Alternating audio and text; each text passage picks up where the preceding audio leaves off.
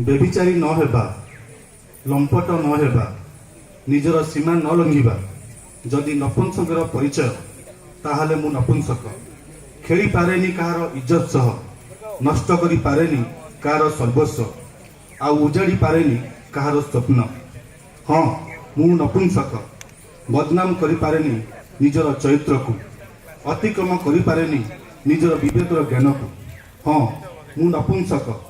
मोर दुख नाही, मोर अफसोस नाही। जेतेबेले खोजी बुले मो वर्गर लोक माननकु, जेतेबेले खोजी बुले मो वर्गर लोक माननकु, कांदी उठे मो छाती, आखि झराए अश्रु। देखे मु अगणित अगणित बलात्कारी, देखे मु अगणित अगणित बलात्कारी।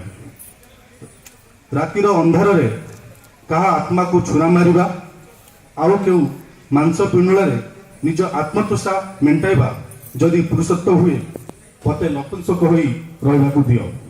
हाँ मु नपुंसक। आज मोर दुख नहीं, आज मोर अफसोस नहीं।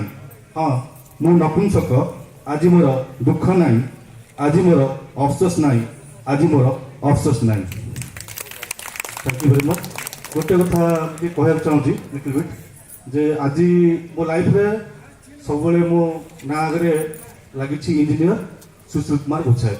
आज फास्ट टाइम मैडम मते कवि बोले संबोधन कले, तेणु बहुत बहुत थैंक यू मैडम को कहना चाहूँगी।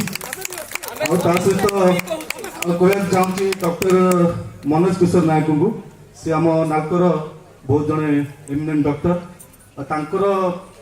मिदा स्टोर बोधे आज मुझे लिखिपारी, तेणु बहुत बहुत धन्यवाद कही। Thank you very much. Manoj आसतु से उत्तर से प्रेरणार उत्स से ही उत्तर दिखते।